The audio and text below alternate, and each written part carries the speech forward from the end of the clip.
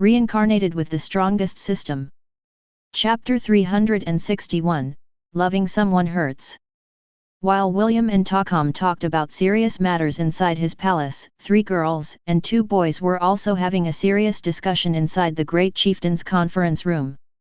"What is your relationship with Sir William?" Princess Sidney asked Ian. Ian placed his teacup on top of the table before looking at the veiled princess who was seated opposite him. "Will and I are close friends," Ian replied. "Only close friends?" "Yes." "Then how come he stayed in your room last night, instead of sleeping in his own room?" Princess Sidney asked. Actually, the one in control of Princess Sidney's body right now was Morgana. She asked Sidney to switch with her so she could interrogate the good-looking boy who seemed to be very intimate with her darling. Princess Sidney wasn't as bold as her other half, so she agreed to her request. Deep inside, she also wanted to know the truth behind William's and Ian's close relationship. "I don't see anything wrong with Will sleeping in my room," Ian replied with a smug expression on his face. "Also, why do you care about his private business? What is your relationship with him?" Morgana leaned back in her chair. "The two of us are allies. It is important for me to know more about the person whom I have allied myself with. Right now, I hold an entire ant army under my command. This is equivalent to having the military might of a kingdom. I have more than enough qualifications to know if Sir William is someone I should support wholeheartedly." William had explained to Ian, in detail the night before, how he and Princess Sidney met.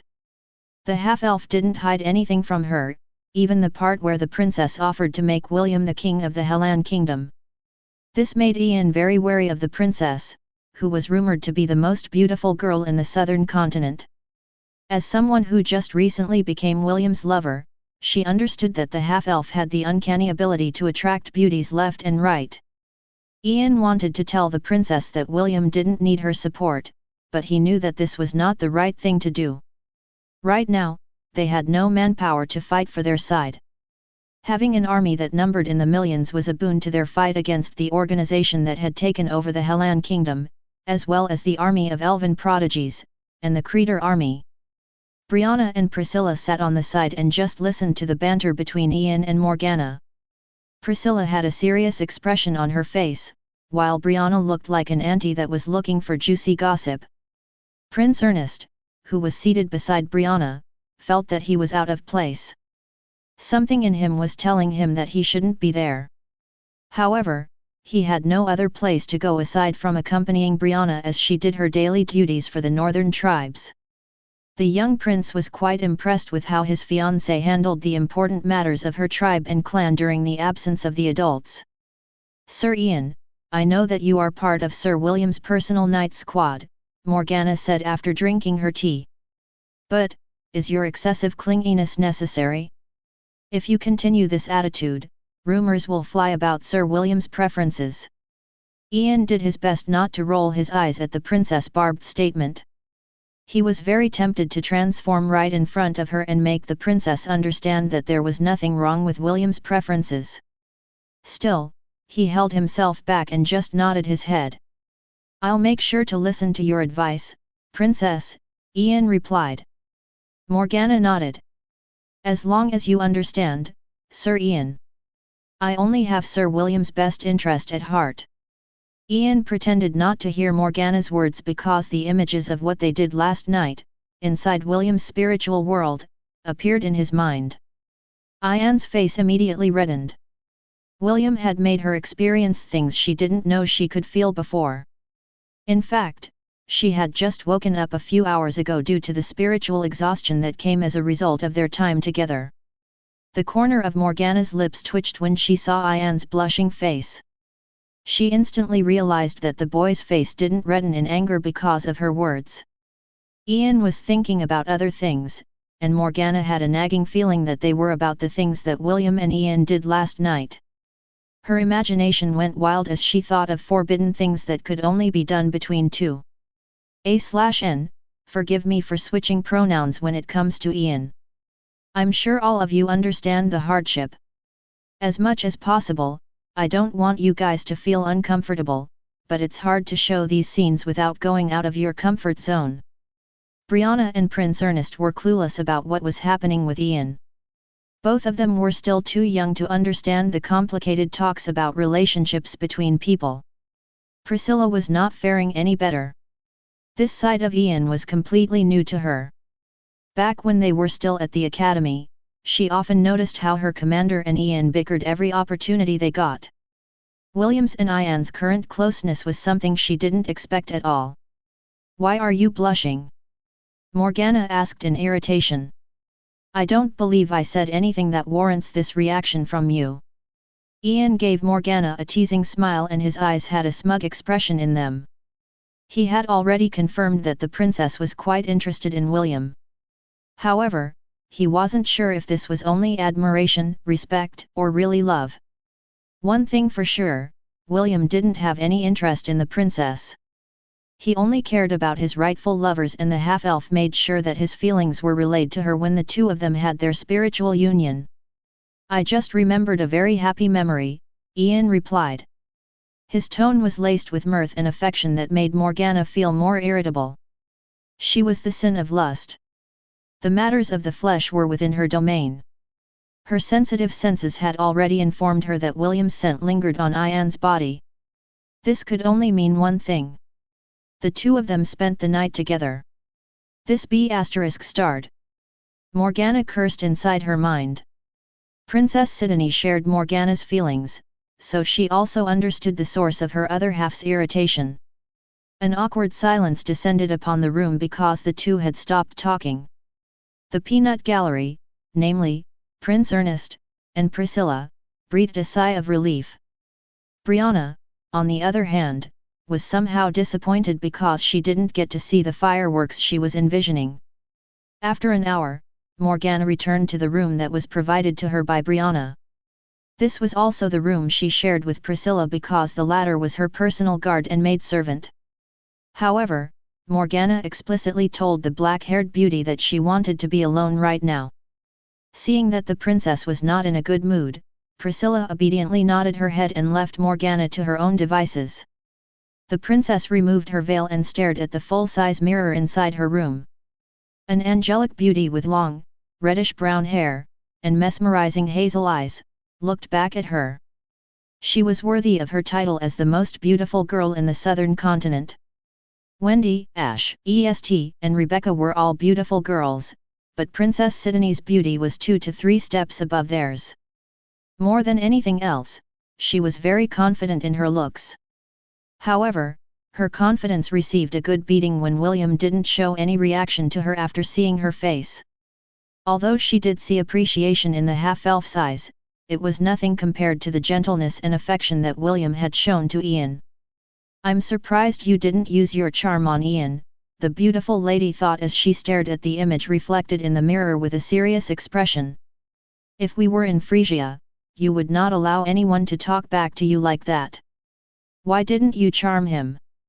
Maybe if you make him submit to you." Naturally, the one that had spoken was Princess Sidney. This was one of the ways they used in order to communicate to each other face to face. "If you were me, would you have charmed Ian?" Morgana asked back. "Do you dare?" Princess Sidney shook her head. She was the brains and Morgana was the bronze. As the smarter one of the two, she knew that if she used her charm on Ian, the consequences would be terrible. "I have a feeling that if we do that to Ian, Sir William will hate us for life," Princess Sidney replied. "Also, doing that would make me feel dirty." "Right. I feel the same way." Morgana gritted her teeth. "Is there something wrong with us? Why should we care about what he thinks? We can just use Ian and Wendy to force him to submit to us. Why should we care about his feelings?" Princess Sidney sighed. Meeting William allowed her to feel things she had never felt before. Jealousy, irritation, envy, and a certain possessiveness that made her feel as if she was inferior. "Because we don't want to be hated by him," Princess Sidney answered firmly. "He's the type that will fight us to the death if we touch his reverse scale. I don't like this feeling, Sidney. It makes me feel weak. Maybe, this is what it means to love someone. Loving someone hurts. Princess Sidney closed her eyes because she agreed with Morgana's words.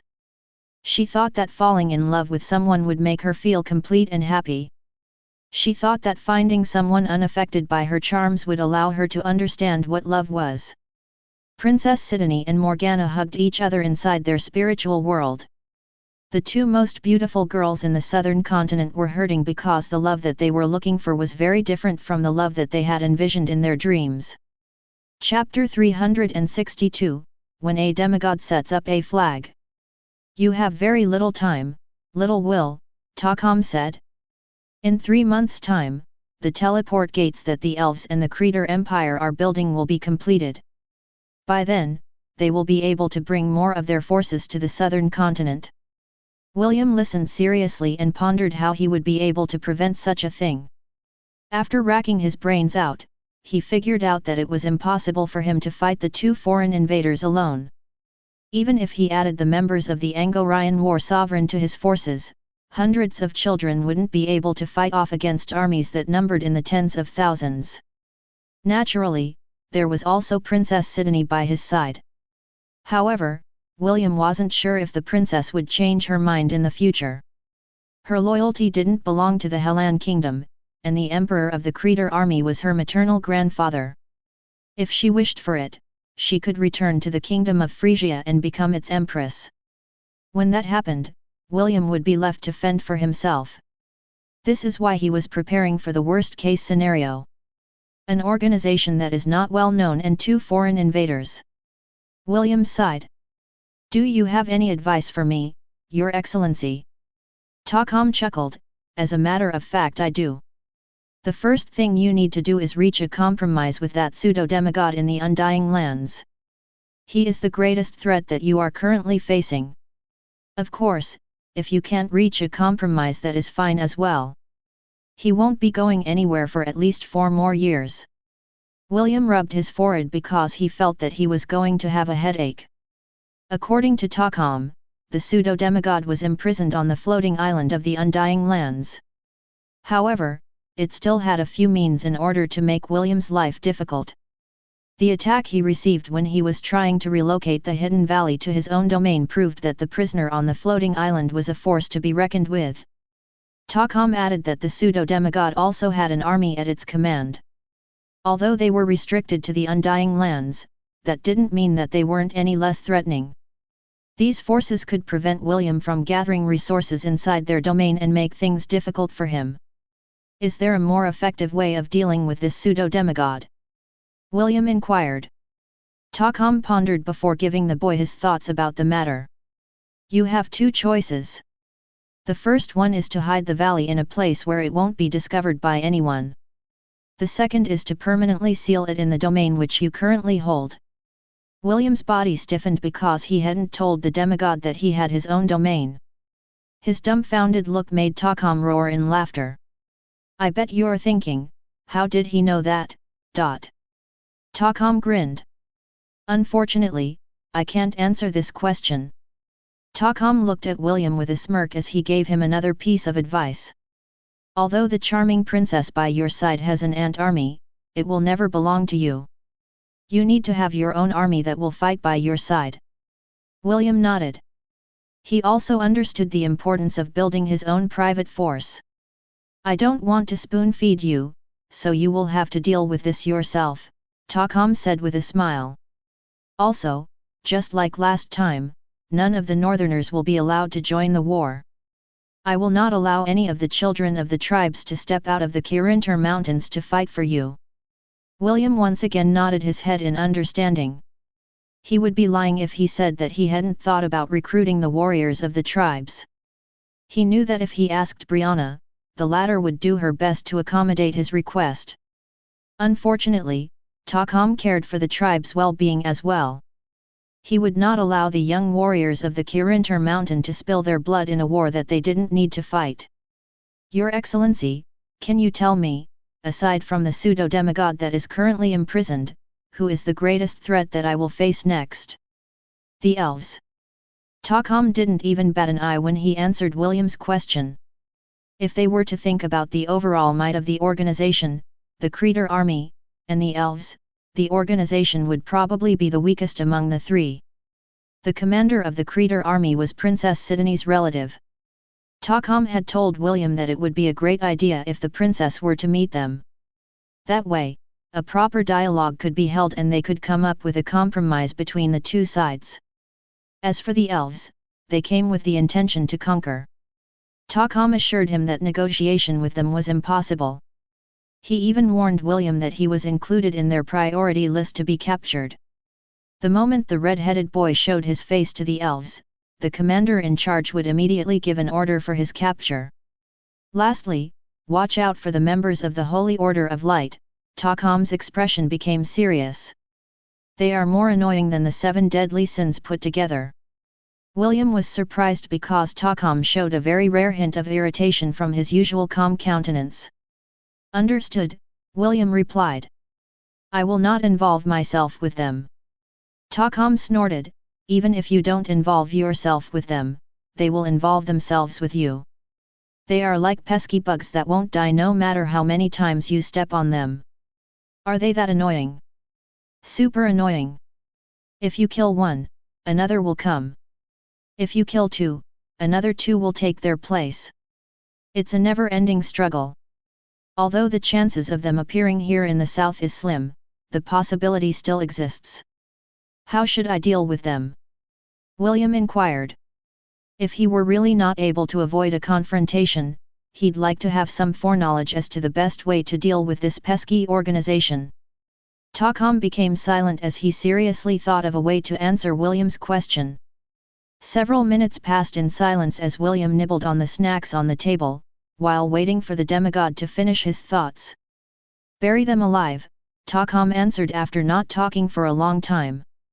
There is no other way to make them stop coming after you.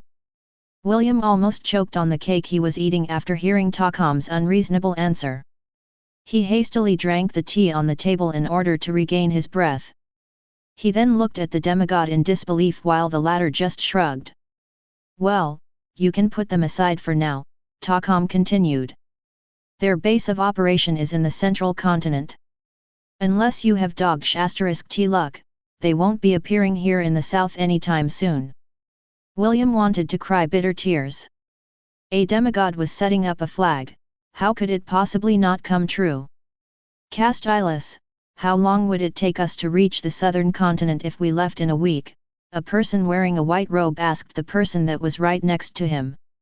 Although he was wearing a hood to cover his face, his voice sounded young and cheerful. We can't possibly leave now, Fides, the voice that belonged to a young lady answered from the side. The academy is still busy with the upcoming event. Don't think about ditching your work to play. But something interesting is happening in the south. Isn't your sister there as well? Are you not worried about her? The young lady raised her head and gave her acquaintance a glare. The man named Fides stuck out his tongue playfully as if to tell her that he was just joking. There's no need to rush, the young lady answered. We will leave in 2 months. Just focus on your work first and don't think about running away. If you dump your work on me, I won't forgive you. Fides sighed as he raised his hands in surrender. Fine. You win, my lady. However, after the event is over, we are going to the south, okay? The young lady hesitated before nodding her head. Can we bring Caritas as well? I'm sure that he will be angry if we don't take him with us. Fine. Fides clapped his hands together and left the room in a good mood. He was the type that couldn't sit still and immediately went to find his friend, Caritas, to tell him that he decided to go on a whim. The young lady could only shake her head because this was just how her acquaintance was. She resumed going through the documents on her table in order to give the students of the academy a memorable event that they would fondly remember for life. A little girl, who was only as big as an adult hand, flew inside the room from the window. That unruly Fides has left to go find trouble again. What sort of troublesome agenda is he brewing now? Another little girl, who had the same features, appeared not long after. The two fairy-like creatures landed on the young lady's shoulders and sat on them. If one were to look at this scene, they would certainly be surprised. The reason was because the faces of the young lady and the two little fairies looked exactly the same. "He's planned to go on an excursion to the southern continent and plans to drag me along," the young lady whined. "Claire, what do you think I should do?" The little fairy that had short green hair, with curls at the end, grinned. "Why don't you let Chloe beat him to a pulp? She can even break his legs. That way he won't be able to go anywhere." "Nice idea," the little fairy, Chloe, who had short blonde hair with curls at the end, clapped her hands. "Wait here, I'll go beat him up for you." Chloe was about to fly away when she was grabbed mid-flight by the young lady. "Violence is not the answer to everything. How many times do I have to tell you to not always deal with problems using your fists?" "Tehi." Chloe stuck out her tongue cutely. The young lady sighed and placed her adorable little familiar on top of the table. "Be good and just help me sort out these documents," the young lady ordered. "No hurting people. Understand?" "Yes." After asking the two fairies for help, the young lady removed the glasses from her face and pinched the bridge of her nose. She then looked towards the south where her sister had gone to live her life in peace, away from the conflicts of her race. The young lady was worried about her older sister, but she also knew that her sister was not a delicate flower that needed to be protected. They hadn't seen each other for many years due to special circumstances. Now that an opportunity had presented itself, she decided to take the chance to reunite with her sister after many years of separation. A reunion that would make a certain half-elf realize that all of his earlier assumptions were completely wrong.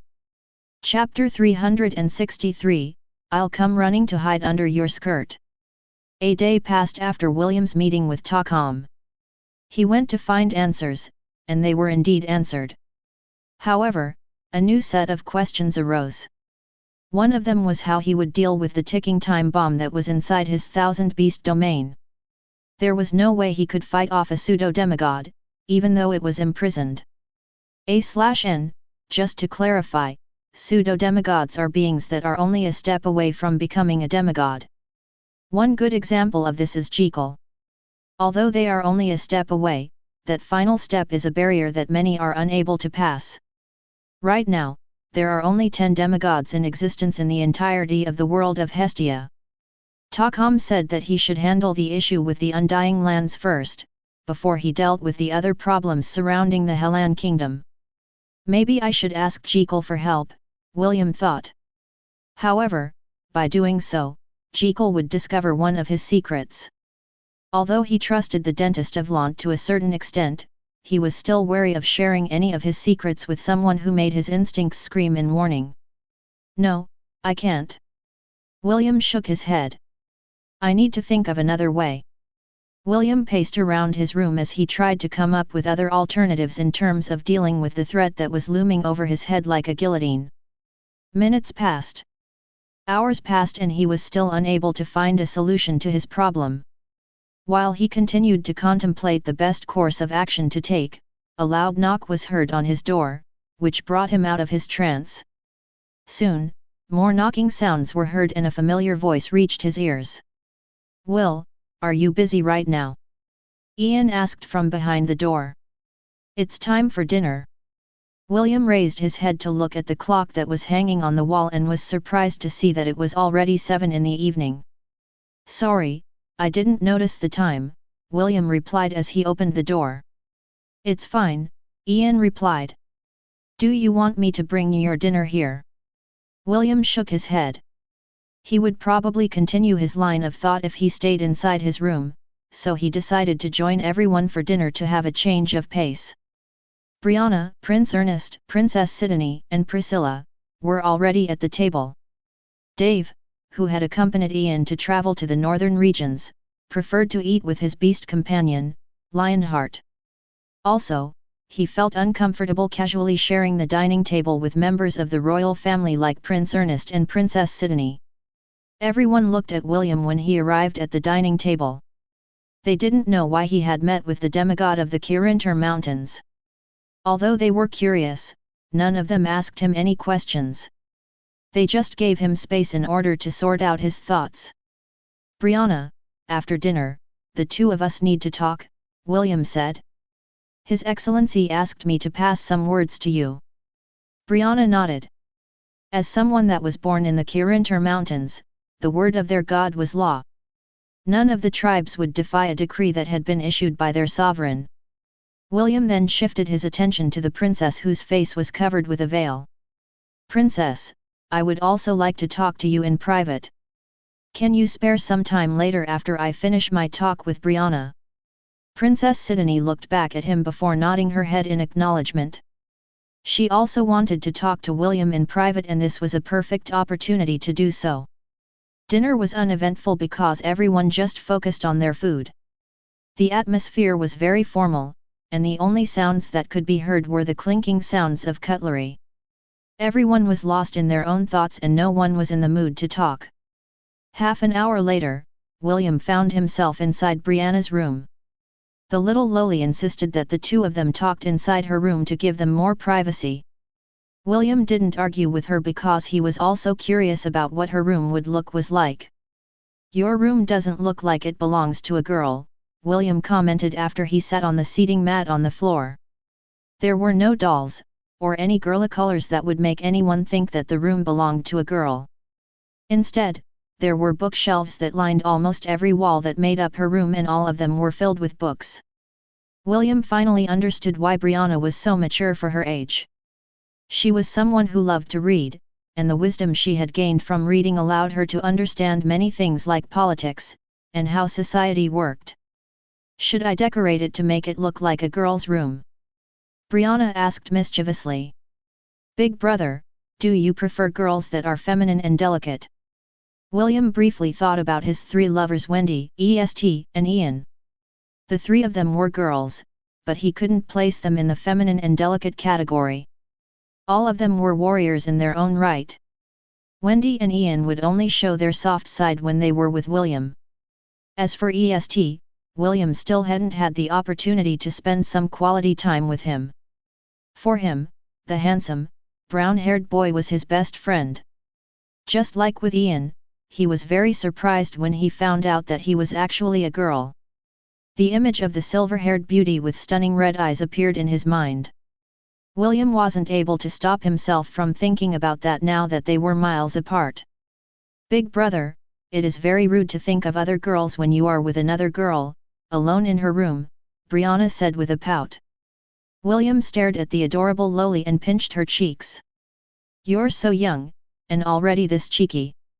I wonder how you'll be when you grow up." "Naturally, I'll grow up to be a beautiful lady that will make your heart skip a beat," Brianna patted her chest with confidence. "Oh? Just where is this confidence of yours coming from?" William lightly poked Brianna's nose. He didn't know why, but whenever he was with her, he just wanted to spoil her rotten. The two teased each other for a few minutes, which lightened the atmosphere. Ironically, it was Brianna who took the initiative to break the intimate moment and ask William about the message her sovereign wanted to tell her. William nodded his head in understanding. His expression immediately became serious as he relayed Tacom's order to the temporary Great Chief of the Northern Tribes. "Tell the surviving members of the different tribes that all of them should gather on the third peak of chivalry," William said. "You are to stay in the designated lodgings where the tribes stay during special gatherings. Your food, and other necessities will be provided to you by the Oracle. His Excellency also added that none of you are allowed to participate in the war. All of the surviving members are not allowed to step out from the boundaries of the third peak of chivalry." Brianna sighed after hearing the message of their sovereign. Actually, she was very worried about how the tribes would take their stand in the chaos that was currently happening in the continent. She knew that William would be facing off against the organization, and perhaps the foreign invaders as well, but she didn't know whether she could order her people to fight by his side, knowing that many of them were going to die. Although she was mature for her age, the fact still remained that Brianna was still very young. This was the first time that she was given the responsibility to govern thousands of people, and the burden she carried on her small shoulders was immense. William could sense the complicated emotions that were swirling inside the little girl's head, but he resisted the urge to give her a hug and comfort her. Right now, he was talking to the great chieftain of the tribes. He would give her the respect she deserved when it came to official matters. William believed that Brianna would become an outstanding lady when she grew up. He hoped more than anything else that Prince Ernest would treat her well. If not, William would definitely beat the little shrimp until he shed bitter tears. "Big brother, is it really okay for me to not help you?" Brianna asked after a few minutes of silence. William smiled as he nodded his head. "You can help me by being safe. That way, I will not have to worry about you when I leave the Kirinter Mountains." Brianna bit her lip as she looked down on her hands. "Big brother, can't you just stay here? You can even bring all the survivors from Lant. I'm sure that the sovereign will welcome them as well. You don't need to fight. Let's just wait until everything is over." Brianna reached out her hand to hold William's hand. She grasped it firmly. Although she already knew what answer William would give her, she still said the words that were inside her heart. "Thank you for worrying about me." William held Brianna's small trembling hand firmly. "However, I need to fight so that everyone important to me, including you, will be safe. This is a battle that I can't run away from." William then pressed his forehead on Brianna's small head. "Don't worry, if the enemy is too powerful for me to handle, I'll come running back and hide under your skirt. Make sure to take care of me when that happens." Pfft. Brianna wasn't able to hold back a giggle after hearing William's shameless words. The anxiousness in her heart decreased by a big margin as she listened to her big brother's teasing. It was during these moments, when Brianna felt that her heart was truly at ease. Chapter 364, I Was Born Ready. After ending their meeting, William headed towards Princess Sidney's quarters to talk about how they should handle their current enemies. "I know I already asked back at the Anthium, but are you sure you don't want to see the representatives of the Creator Empire?" William inquired. "Have you already grown tired of me, Sir William?" Princess Sidney asked in a teasing tone. "Do you love your knight so much that you want to get rid of the third wheel?" William shook his head. "Frankly, I need your help. But I don't know if I can entrust my back to you. Princess, be honest with me. What do you really wish to accomplish?" Princess Sidney raised her hands to remove the veil covering her face. "What do I want to accomplish?" Princess Sidney asked back.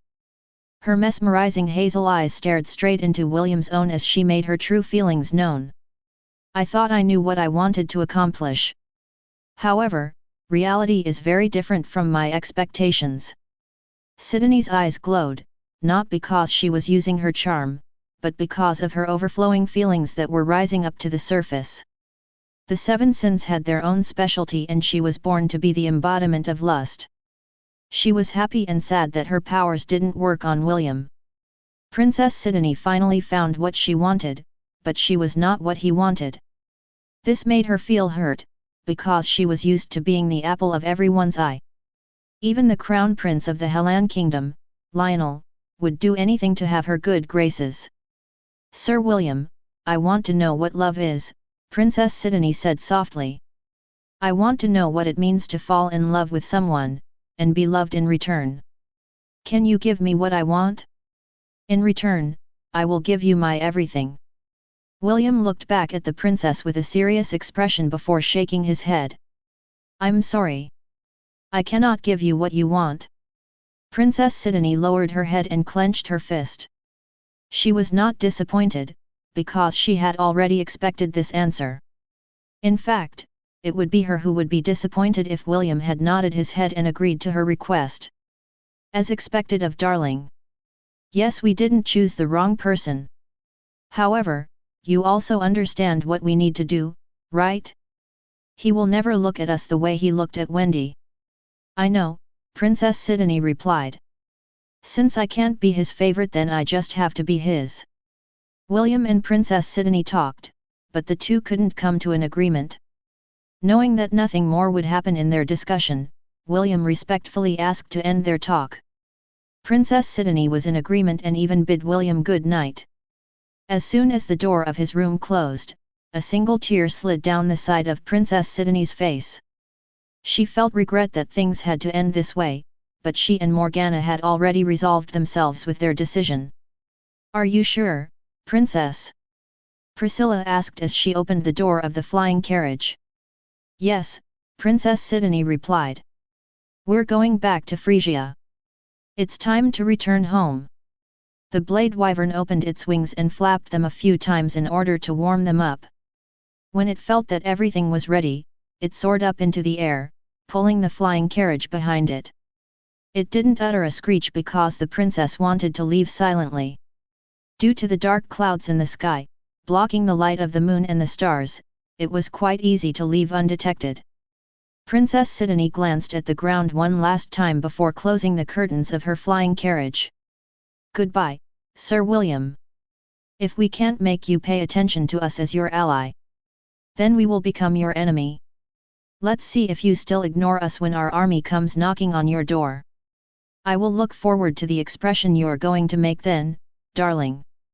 Princess Sidney smiled at the thought of the man she liked thinking about her all day as she devastated his precious Helan kingdom. Since she couldn't use the soft approach to make him submit, she would use force in order to get him to kneel. She was one of the 7 deadly sins after all, and it was perfectly fine for her to commit a sin.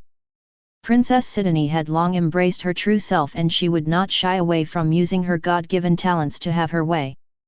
Hundreds of portals appeared beside the flying carriage as countless numbers of winged ants appeared and flew in a formation with it at its center. Princess Sidney knew that the next time she would meet her beloved half-elf was when they faced off as enemies. For some reason, the mere thought of it thrilled her, making her heart beat wildly inside her chest. Morgana laughed loudly within their mindscape because she and Princess Sidney were connected. She clearly felt that one of the seals, that bound their powers, had been broken the moment Princess Sidney fully embraced the source of her sin and power. "I wonder, will darling be disappointed when he finds out what we are planning?" The corner of Princess Sidney's seductive lips curled up into a smirk as her eyes glowed with power. She didn't bother to answer her other half's question, because she didn't care whether William would be disappointed or not.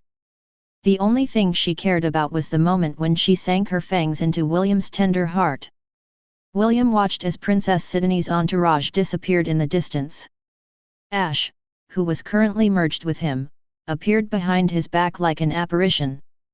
"Although I don't like it, I would have endured if you made her your lover in order to gain control of the ant army under her command," Ash said with regret. "Right now, we are lacking in manpower. I'm sure that Wendy, and young Master Est, would understand."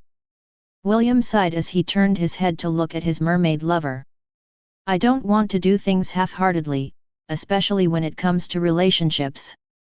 This would be unfair to her, and to all of you as well." Ash caressed the side of William's head as she nodded her head in understanding. "Let's face that pseudo-demigod together. I will not let you go alone." "Okay," William replied as he focused his attention towards his 1000-beast domain. Soon, he disappeared from where he stood and reappeared in the valley where the monument stood. Although he felt sorry for Princess Sidney's departure, now was not the time to worry about her. "Ready?" William inquired. "I was born ready," Ian replied. "That's not what you said last night," William countered. "Last night, you said you were born to be with me. Were you lying to me back then?" Instead of answering him, Ash pinched his ears out of embarrassment. "Stop talking nonsense. Let's go." William stopped his teasing as he took deep breaths in order to calm himself. When he was ready, he took the sheathed dagger out from his storage ring and placed his hand over the monument. A bright flash of light appeared that would send William and Ash into the domain where a strong adversary was waiting for them. Chapter 365, William's King's Legion Part 1. William stared at the floating island in the sky. No matter how much he sent his senses towards the floating island, he couldn't feel anything. The domain itself was void of any animal life. There were no howls of beasts, no chirping from the birds. Even the subtle sound of insects couldn't be heard in this domain, which made William very uncomfortable. After looking at the floating island in the sky for 5 more minutes, William raised the sheathed dagger in his hand. A gentle wave of red light washed over his body.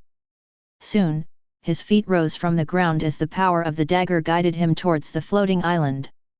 It didn't take long before his feet were once again firmly planted on the ground. "Beautiful," the apparition of ash, that was floating above William's back, said as she stared at the imposing fortress that had existed since the time of the ancient gods. The structure that held back the attacks of the dark beasts that tried to wipe the human race from the face of the earth.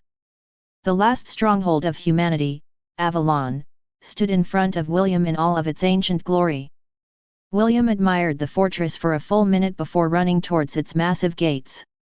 He had already summoned Stormacaller in order to be ready for any unexpected surprises. Ironically, when he was halfway to the gates, they opened on their own.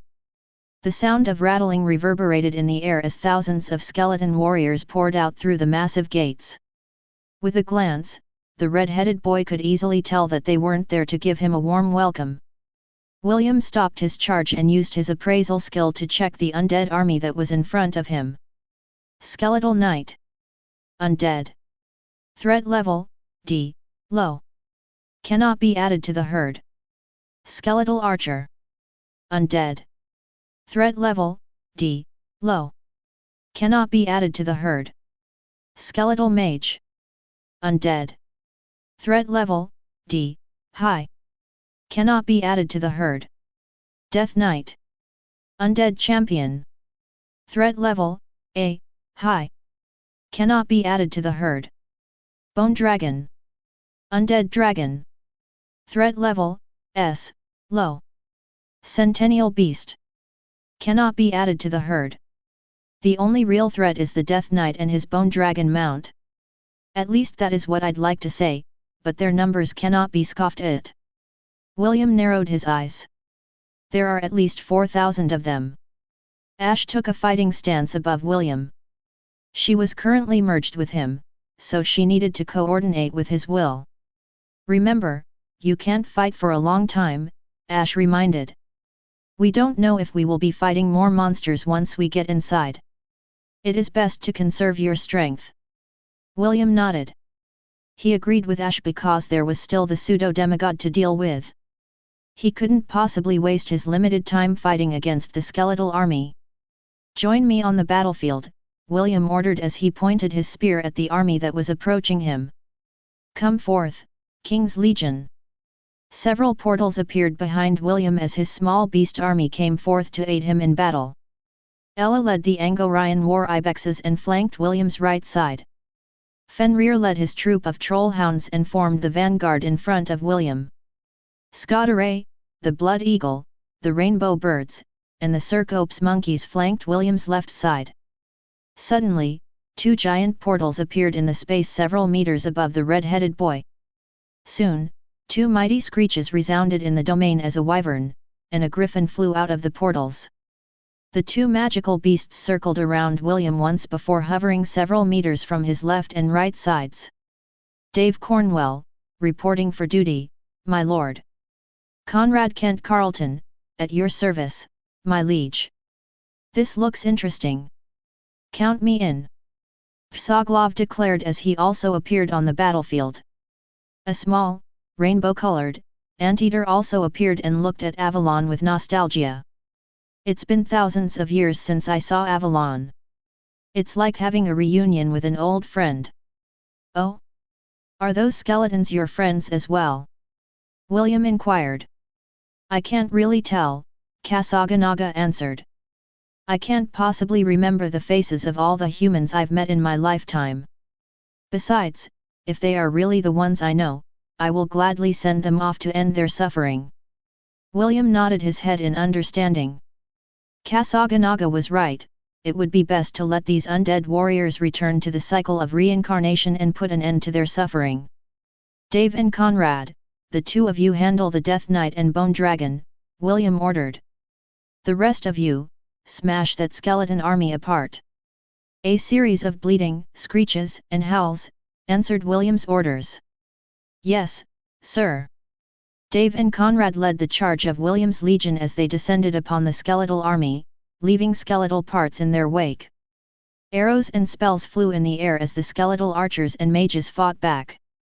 Most of their attacks hit the troll hounds, giving them serious injuries. They were the initial impact of William's forces, but they numbered less than 100. After fighting against the goblins in the goblin crypt and resting inside the magic crystal cavern, each of the troll hounds had increased their rank and were now all rank C, mid, beasts. Fenrir had also crossed the threshold and became a rank B, low, beast. A few seconds later, these injured troll hounds stood up and growled in anger. Because their bodies had mutated, their regeneration ability had become as powerful as the regeneration ability of a mountain troll. No, it was closer to the regeneration ability of a hydra. William had also blessed these troll hounds with the power of Rong-O-Myniad. Because of this, all of their stats and latent abilities increased drastically. Their regeneration ability was only 2 stages short of the gigantic trollhound that William had fought back in the barony of Bradford. Fenrir roared mightily as it thrashed the skeletons in front of it. Right now, Fenrir was 1.5 meters tall, which was as tall as an adult horse. He was slightly bigger than the trollhounds that were 1 meter tall and were currently fighting bravely by his side. William couldn't help but remember when the skinny trollhound, who had been on the verge of death, agreed to become part of his herd. Right now, that same skinny trollhound was looking more and more like that legendary wolf who had swallowed a god whole. The half-elf was eager to see the day when Fenrir would become powerful enough to pave the way to allow him to emerge victorious in the battles that he would have to face in the future. No matter who it is. Whether it is a mortal, immortal, a demigod, or a god, William hoped that his beast of conquest would swallow all opposition that would block his way. Chapter 366, William's King's Legion Part 2. Not far from Fenrir and his troops were Scottaray and the Rainbow Birds, whom William had given the nickname, Ungrui Birds. Just like Fenrir, Scottaray was also a rank B, low, magical beast. If Fenrir was the captain of the troll hounds, Scottaray was the leader of the birds in the Thousand Beast domain. Several wind blades emerged from its wings which cut off the body parts of the skeletal archers that were aiming at it. The Ungrui birds weren't ones to back down either. They rampaged across the battlefield and rammed the skeleton warriors with their bodies. Only this time, their bodies didn't explode like they used to. William had forbidden them to self-detonate, and ordered them to only do it as a last resort. Thanks to training in the Goblin Crypt and the Magical Cavern, the birds had found new ways to fight using their beaks and talons. However, even though they listened to William's orders, the half-elf was unable to stop the birds from FCK off. A red rainbow bird screeched as it head-butted a skeletal warrior's head, smashing it to bits. Arrows flew in its direction so the bird had to forcefully fly to its right side to evade. What the FCK? The red rainbow bird was forced to fly away because of the concentrated fire that was aimed at it. Suddenly, a blue bird soared past his red comrade and flew in the direction of the skeletal mages. It was holding 2 indigo lollipops in each of its talons. When it was only a dozen meters away from the skeletal mages, it pointed the lollipops at them and said, "FCK off." Immediately several magical missiles flew from the lollipops and hit each of the skeletal mages one by one. Soon more magical missiles rained down from the sky as the rainbow bird cavalry descended with a vengeance. Each of the birds were holding indigo lollipops in their talons and a series of magical bombardments commenced. "Not bad," William muttered softly as he rubbed his chin with great interest. This was the first time he had tried to incorporate Lily's lollipops with his subordinates. So far, he was quite satisfied with the results. William then shifted his attention to the meter-tall Circops monkeys that were holding hollow concrete blocks in their hands. They were also Class C beasts mid and their forte was brute strength. However, for some reason, all of them had become interested in William's alchemy. One time, out of sheer boredom, William tried to make some bricks to test his alchemy job class. The first thing he made were bricks, but he failed miserably. Instead of making bricks, what he made were hollow concrete blocks. He tossed these concrete blocks aside and thought of them as useless. However, the curious Circops monkeys took the concrete blocks from the ground and started playing with them. Soon, they were throwing them at each other as if they were playing catch.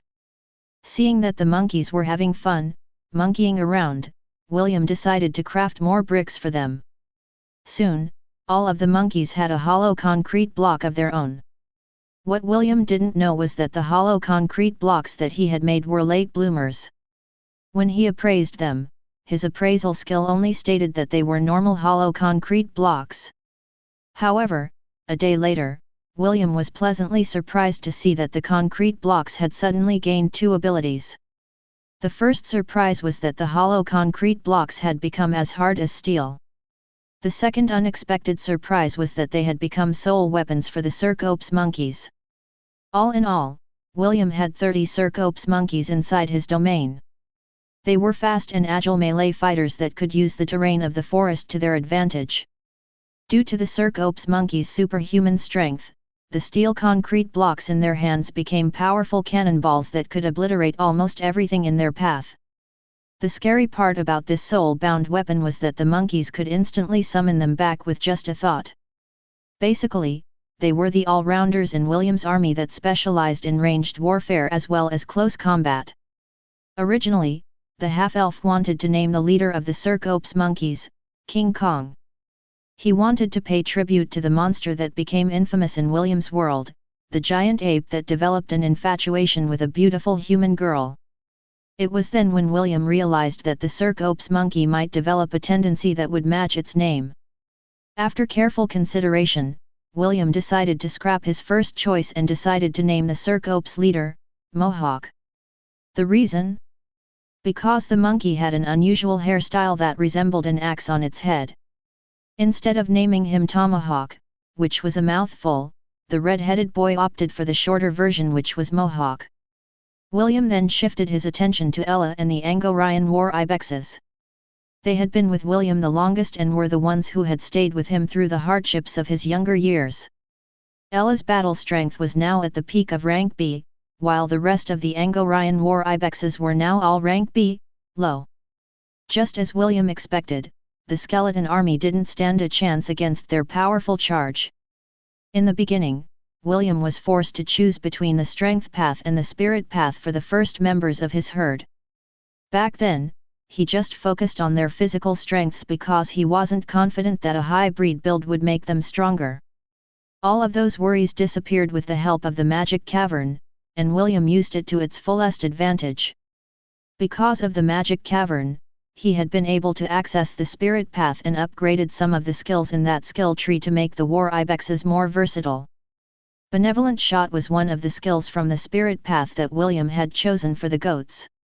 Now they had other skills like magical armor, shield, and protection against good and evil. These magical buffs heightened all of the Angorian war ibexes' defenses, making any attacks below their rank unable to even graze them. William was already confident about Ella and the others' offensive prowess, however, their defensive abilities were non-existent. This was why he used all of their skill points to upgrade all three of these defensive magics to their fullest.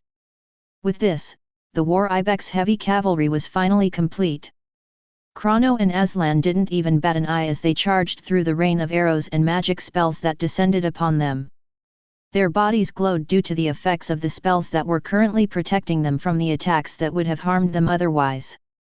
William nodded his head in satisfaction as he looked at this scene. Maybe I should have negotiated with Tacom and asked for 1,000 war ibexes from the northern region's tribes, William thought. Sadly, the demigod of the Kirinter Mountains was very firm in his decision to not involve the northern tribes with the upcoming war. However, that didn't mean that he wouldn't extend his hand to help William. Tacom promised the half-elf that he would appear at the crucial moment.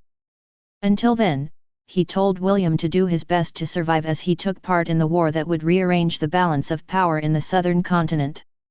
Chapter 367, William's King's Legion Part 3. After seeing that the battle on the ground was going smoothly, William then shifted his attention to the great battle that was currently happening in the sky. Dave and Conrad were currently waging war against the Death Knight and its powerful mount, the Bone Dragon. William's two knights had chocolate lollipops inside their mouth which prevented them from getting intimidated by the fearsome aura of the Death Knight and the Bone Dragon. At first, the Bone Dragon activated its special skill, Dragon Fear. However, due to the chocolate lollipop's ability to grant immunity to fear and increase resistance against mind-affecting spells, the two boys were able to battle without being affected by the Bone Dragon's powerful aura.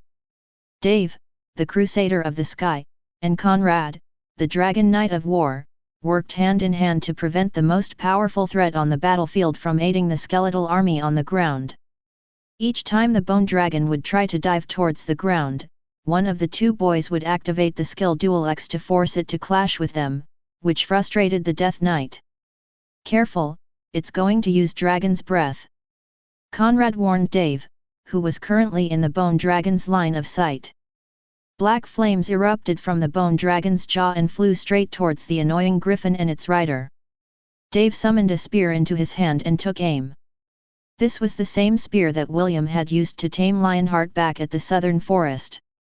Although the spear had been tainted due to William's unique way of taming, it was still a good weapon and Dave had no other option but to wield it.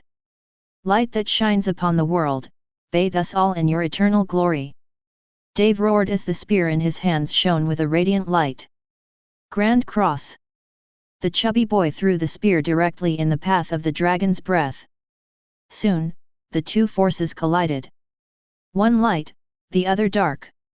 Both countering the other. The collision lasted for a few seconds before both attacks cancelled each other out. Lionheart charged forward as Dave reclaimed the spear mid-air. Conrad wasn't being idle either. Right after the Bone Dragon used its breath attack, he had activated one of the special abilities that he had gained after he had obtained his job class from William's knighting ceremony. "Flames that were birthed in the heavens, make your mark now!" Conrad shouted. Dragon Meteor.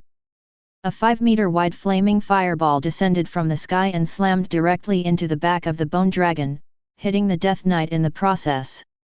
The Bone Dragon roared in anger, but it managed to keep itself airborne despite the fact that some of its body parts had been destroyed. Dave and Conrad exchanged a glance with each other. Both boys nodded their heads simultaneously as they prepared to finish off their opponent once and for all. "Tornado descent!" Dave ordered. Lionheart started to spin, mid-air, as it obeyed its rider's command. Soon, a green tornado enveloped the griffin as it flew towards the Bone Dragon. "Dragon descent!"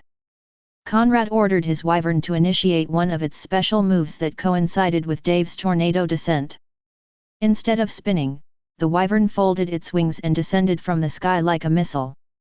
Its body was enveloped with purple flames as the mighty roar of a dragon echoed across the heavens. The Death Knight cast a magic barrier to protect itself and its mount from the collision. However, the barrier broke seconds after the two powerful attacks collided with it. A powerful explosion erupted, sending shockwaves in all directions. William's robe fluttered as he looked at the sky with a serious expression.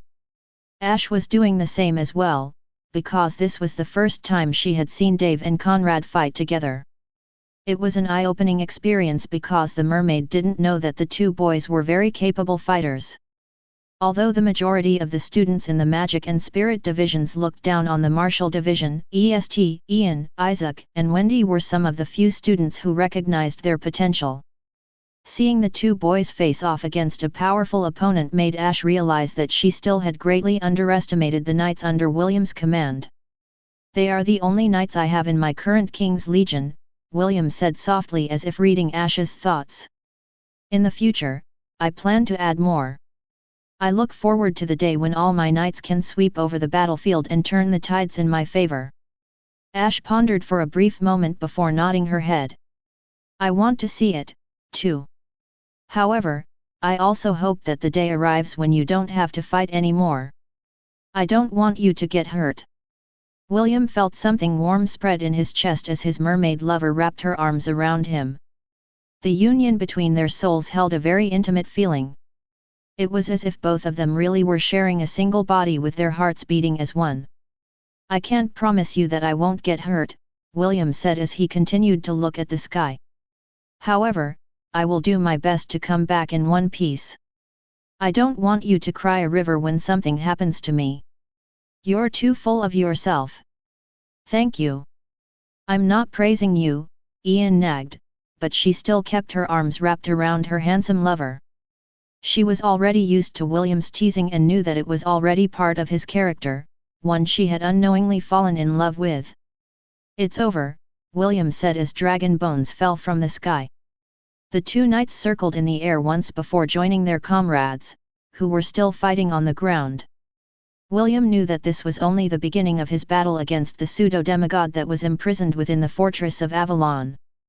A mere appetizer for the true battle that was about to come. Chapter 368, Entering Avalon. The entire battlefield was littered with broken bones as William's legion decimated the skeletal army. Although they were lower in numbers, their fighting strength was overwhelming. It was an epic example of a battle between quality versus quantity.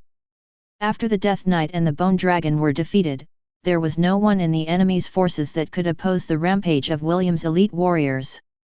Of course, there had also been several casualties and serious injuries on William's side. All the rainbow birds had died in battle, and the troll hounds suffered serious injuries from their enemies, and most of them were hacked until their limbs were severed from their bodies. Fortunately, the rainbow birds would start respawning after a day, and the troll hounds could regrow their limbs due to their strong regeneration ability. The Circops monkeys were injured as well, but all of their injuries were not fatal. The goats were mostly unharmed and only received flesh wounds during their charge into the enemy's ranks. Mass first aid, William said softly as he healed his herd. He cast the spell 5 times to ensure that his forces had recovered from their injuries. After making sure that everyone had been treated, William glanced at the gates of the fortress. Dave, Conrad, scout the interior of the fortress, William ordered. Yes, sir. Dave and Conrad urged their mounts to fly over the wall of the fortress. William didn't know if there were any other forces waiting for them inside the fortress, so he ordered his most mobile fighters to investigate to see if there was anyone waiting to ambush them from inside. The two knights circled the fortress 3 times to ensure that they didn't miss anything. After making sure that the area was safe, they waved their hands to William to tell him that the coast was clear. Let's go, William ordered as he walked towards the fortress. Fenrir and the trollhounds took the lead, while the war ibexes and the Circops monkeys walked on the half-elf's left and right sides, protecting him. Right after William's legion entered the interior of the fortress, the giant gates immediately shut themselves, trapping them inside. Moments later, a hoarse and contemptuous voice welcomed the guests that had entered one of the last surviving fortresses of humanity that had been built during the era of the gods. "Well, come to Avalon," the hoarse voice said in greeting. The contempt and the ridicule within the speaker's voice were not lost to William. However, he didn't mind it one bit. William ignored the voice and led his legion to explore the fortress.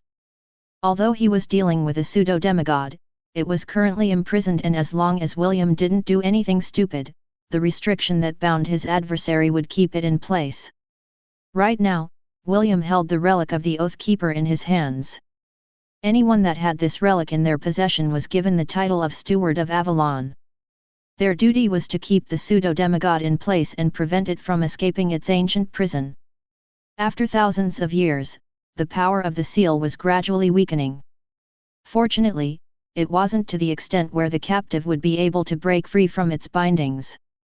Even so, it was only a matter of time before the ancient runes would lose their power and set the eternal harbinger, Malachi, free to terrorize the world once more.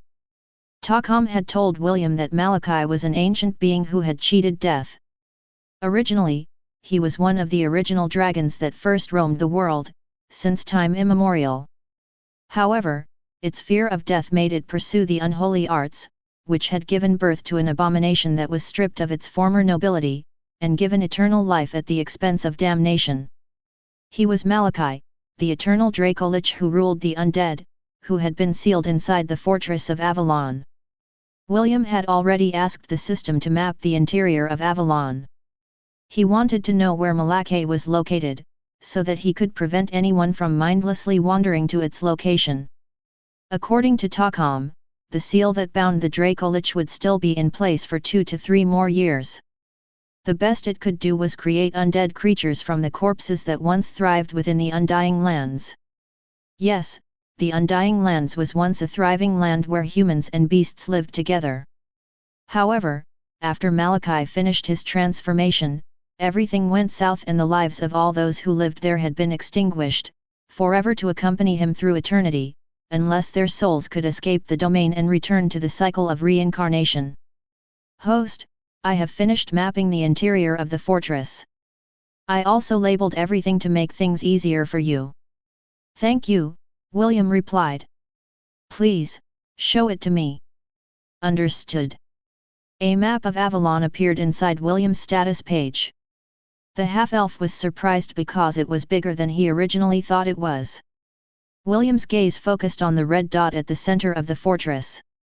The Dracolich was sealed in the delete underground basement of the fortress, but that didn't stop it from gathering the dark energy that had accumulated inside the domain for thousands of years. This was how it attacked William when the latter was trying to merge the Hidden Valley with the Thousand Beast domain. Malachi thought that it was being sealed away again, so it used the available dark energy within the fortress to prevent William from having his way. William looked at the blinking red dot for half a minute before he shifted his attention to another place. The pseudo-demigod was not going anywhere, so it would be best to take the things he needed first. Follow me, William ordered. Where are we going? Ash asked William through telepathy. Are we going to fight with the pseudo-demigod? William shook his head. We can't possibly beat it now. There is a place we needed to visit first. However, it's not going to be easy. The half-elf stared at the countless orange dots that were currently headed in their direction. Just as he expected, Malachi intended to play with them and sap their strength through continuous battles. Tacom had warned him that dealing with Malachi wasn't going to be easy because it could infinitely reanimate the skeletal army no matter how many times they broke apart. Even now, the undead army outside of the fortress that William and his legion defeated, was starting to reform again. As long as they were inside the Undying Lands, the forces that Malachi had at its disposal were infinite. This was a battle of attrition that William had no way of winning. Fortunately, he didn't come here to fight the Dracolich in a straightforward manner. His purpose for coming inside Avalon was to gather some precious items that would help him deal with Malachi at a later time. William only hoped that he and his legion would be strong enough to retrieve these items before they were overwhelmed by the skeletal horde that numbered in the hundreds of thousands. Chapter 369, Flames of Purification. Icicle Realm. A sound similar to hundreds of tinkling glasses reverberated in the surroundings as William activated this Icicle Realm. This spell was one of the most powerful spells in the Ice Wizard job class. It allowed William to create a zone where icicles protruded from the ground. However, it didn't stop there. Within this battle zone, hundreds of sharp icicles crisscrossed in the air, attacking those that the red-headed boy deemed to be his enemy. Simply put, it was a slaughterhouse that was designed to prevent others from entering, while keeping its victims inside as they got cut down with blades made of ice. William decided to go all out because he was not confident that he could prevent anyone from getting seriously hurt from the swarm of undead that had appeared from the depths of the fortress. A hoarse laughter echoed within Avalon as Malachi watched its guests get cornered by his minions from his underground prison. It had been many years since he had seen something entertaining. The hollow sockets of its eyes glowed eerily as it watched the battle that was taking place above ground. "Do not bother fighting them," William ordered. "These cannon fodders are just here to sap our strength. Just follow me and don't lag behind." William waved his hands as several walls of ice blocked the advance of the undead army. He knew that the walls wouldn't hold for long, but it was more than enough for them to gain some distance from the skeletons, who were determined to make William, and his entourage, part of their undead army. Ash, who was residing inside William's sea of consciousness, was monitoring the changes in his spiritual world. This was the first time that William had fought for an extended time, and the beautiful mermaid was there to ensure that her lover wouldn't overtax himself by going past his limit. 20 more minutes, Ash reminded William. After that, I will start to supply you with spiritual energy. If possible, do whatever you need to do within that span of time. Understood, William replied as he cast 2 glacial lands to pierce through 2 dragors that suddenly appeared in front of him. These warriors were a higher form of undead. A dragor was often referred to as a revenant or ghost that had gained a physical body. Unlike zombies, with a decaying exterior, dragors had dark blue skin and possessed immense strength. They were classified as Class C, Mid, Undead, which were as strong as the Angorian war ibexes in William's herd. The 2 dragors were pinned against the wall where they growled in anger. They smashed their hands on the glacial lance that had pierced their chests in an attempt to break free from it. William didn't even bother to give them a second glance as he ran through the spacious hallways of the fortress. Unfortunately, these hallways were also infested with the undead, so William had to use brute force in order to clear the way, so that they could pass. Fenrir and the trollhounds had positioned themselves to guard the rear, while Ella and the other war ibexes charged at the front. The Cercops monkeys were at the center, throwing their hollow concrete blocks that were as hard as steel at any undead they saw along the way. In time, even these strong monkeys felt their arms getting heavy from the non-stop throwing that they were doing. Mohawk understood that his subordinates were reaching their limit and ordered them to just keep pace with William. Dave and Conrad were also by William's side because the 2 were not used to fighting multiple enemies at the same time. The trollhounds did their best to stop the undead's advance as they used their limited numbers to block the hallway, giving William time to flee. William understood the trollhounds' mindset, so he didn't stop them from staying behind. The half-elf had already blessed them with the power of Rongomyniad, making their bodies stronger than before. Right now, Fenrir and his pack of trollhounds only had one weakness, and that was an acid strong enough to melt adamantium. Although the undead army could hack them to pieces, they could still regenerate themselves if given enough time, like what happened to the gigantic green-scaled trollhound that William had faced in the past. Fenrir growled as he used his special ability to turn himself into a 3-meter-tall, silver-grey trollhound with bloody eyes. He clawed, bit, kicked, and swiped any undead within his strike range. Fenrir had long decided to hold on until he fell from exhaustion. The trollhounds under his command had the same intention. They would hold down their line of defense no matter what, and not allow a single undead to pass through them. Those dogs are very loyal, Psoglov commented as it ran behind the half-elf. William snorted, yes, unlike you who only accompany me to pillage for resources. By the way, our contract is set to expire next month. Ha ha ha. What are you talking about, partner? Of course, the contract will be extended. But, what if I don't want to extend it? William, you shouldn't think like that. Where will you find someone as strong and as smart as me to handle the dirty work for you? Psoglov asked. You don't need to do anything, just tell me what to do and it shall be done. I can even promise to stop eating human meat for 5 years if you like. William sighed as he glanced at the shameless demonic dog who was looking at him with its single eye. Meaning, you will eat humans again after 5 years. Of course. Ah, but I will compromise. I will only eat the bad guys. That's fine, right? Fine. Just make sure to do your duties well. Naturally.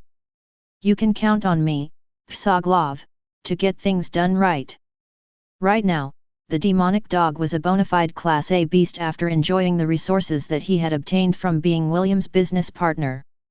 Because of this, he had become the strongest ruler of the forest among his comrades, and this made them very jealous.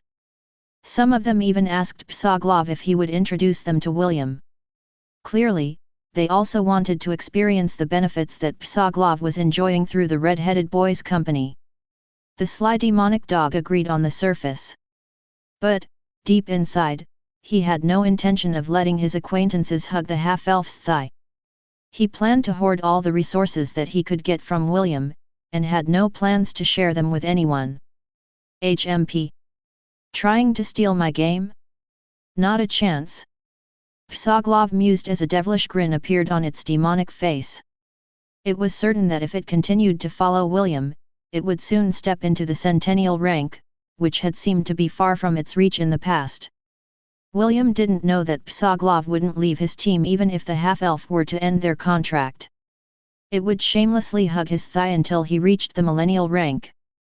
Until then, it would shamelessly stick to the golden goose that gave it wealth and power. Finally, after a great struggle, they finally arrived at their destination.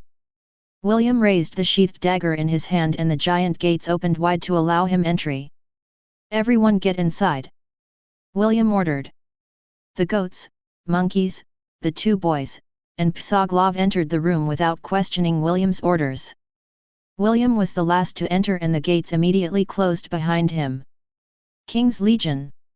William shouted. A brief flash of light illuminated the room before the sound of several bodies collapsing on the floor echoed within its walls. All the troll hounds had green blood oozing from their bodies and they were all in a very miserable state. Fenrir was the only one left standing, but its trembling legs soon gave way as the leader of the pack lost its strength. Mass first aid. William cast his healing spell to treat their injuries without batting an eye. Beads of sweat dripped from his forehead and his breath had already grown ragged. Advancing towards their destination took them 2 whole hours. If not for the fact that Ash had merged with William, and was constantly supplying him with spirit energy, the half-elf would have long run out of juice and would have been forced to abort their mission. "Are you all right?" Ash asked. "Does it hurt anywhere?" Ash had been monitoring William's body and, aside from exhaustion, she couldn't sense anything else that might be wrong with her lover. Still, she still felt anxious, so she asked William if he was hurting somewhere. "I'm fine," William replied as he tried to catch his breath. "Just give me some time to rest and recover." William took deep breaths in order to calm his nerves. The adrenaline rush had receded, and he was feeling sore all over. Still, he could still count their expedition a success because they managed to reach their destination in one piece. "Sir William, what's that?" Dave asked as he pointed at something that was floating in the center of the room. William patted the chubby boy's shoulder as he stared at the white fireball that was hovering in the center of the room. "That is the reason why we came to this place," William answered. "That white fireball is called Astria's Tear. However, it also goes by another name." William walked towards the center of the room before he continued his explanation. "The mortals that survived the era of the gods simply called this flame, born from the tear of a goddess, the flames of purification." Chapter 370, Eve's Extortion Hapter. Flames of Purification. "What does it do?" Ash inquired. William smiled as he extended his hand towards the flame. "Just as its namesake, this flame has the power to purify all things." The flames of purification trembled as if it was about to wake up. Soon, the flames grew brighter and began to dance around the room. Everyone backed away in fear of getting burned, but William opened his hand in a gesture telling everyone to stop whatever they were doing. "Calm down," William explained. "This flame cannot hurt the living." The flames of purification grew in size until it became a 2-meter-tall fireball. William fearlessly extended his right hand to touch it. "I have come to take you out of this place," William said softly. "I, the steward of Avalon, need your power. Help me purify the mortal lands from those who wish it ill." Tendrils of white flame wrapped around William's right hand. A few seconds later, the flames extended to his entire body, covering it in white flames. Surprisingly, William didn't feel any heat coming from the flames of purification. Instead, he felt as if he was being embraced by a refreshing breeze that melted away the exhaustion in his body. Soon an emblem of a white lotus flower appeared on the back of his hand. It lingered there for a brief moment before disappearing completely. William sighed in relief because his mission was finally complete. It was now time for them to leave the fortress and return at another time. There were several other priceless treasures, like the flames of purification, that were being kept inside Avalon. William had to gather all of them in order to stand a fighting chance against the Draco Lich, that was only a step away from becoming a demigod. Meanwhile in Lant, Eve walked around the garden of the Ainsworth residence under Leah's supervision. Trailing behind her were 7 ducklings who, for some reason, had regarded her as their parent. Eve had accidentally discovered the eggs when they were about to hatch. When the ducklings had come out of their shell, the first one they saw was Eve, and she was automatically registered in their heads as their parent. Since then, the ducks followed Eve wherever she went, which made Matthew and Leah chuckle from time to time. Ever since the incident with Prince Lionel, the two decided to remain in Lant to manage the survivors of the 3 towns that were part of their territory. After having a meeting, they decided to bring all the children back to Lant so that they would all be cared after. Due to the threat of another beast tide, the veterans of Lant had constructed an underground shelter, which could also be called a small town of sorts. There was more than enough space for the survivors of all 3 towns, and they didn't need to worry about their food and security. At first, the kids were terrified of the many beasts that roamed around Lant, like the golden ape, the wyverns, and the mountain trolls. However, after spending a few days inside the town, they realized that they didn't need to fear these beasts. Some of the children from the other 2 towns even spent their time playing beside the Arabro because the giant golden ape made them feel safe. Vlad, on the other hand, mostly stayed inside the Ainsworth residence. He would just sit there and meditate and not get in anyone's way. James and him were best friends, so he decided to stay and protect the town while the curse on the adults was still in place. Suddenly, Vlad's eyes opened as he stared at the north. For a brief moment, he felt a surge of power that came from the Kirinter Mountains. As the only 2 demigods that lived in the southern continent, Vlad and Tacom naturally knew about each other. They had even met twice and formed a non-aggression pact of sorts. This was also why James was among the very few people that were allowed to visit the Kirinter Mountains unimpeded. Unfortunately, this didn't apply to William because Tacom didn't even know he existed. Only when Ella appeared in the northern regions did he discover that the red-headed boy was James' grandson. Because of this, William had become one of the VIPs that could visit him in his palace located in the first peak at any given time. Astria's tear, Vlad muttered. Avalon has finally appeared. Vlad sighed and closed his eyes once again. He didn't want to meddle in with the affairs of the southern continent because he was a magical beast. For him, whoever sat on whatever throne was of no importance. Suddenly, the door of his room opened and an adorable little girl walked up to him with a smile. "Iya!" Eve greeted the black-haired man who was currently staying in her grandpa's room.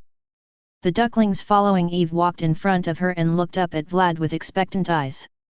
"What do you want now?" Vlad asked. "Iya!" Eve said as she pointed at the ducklings beside her feet. The corner of Vlad's lips twitched as he looked down at the chirping ducklings who were asking him to give them food.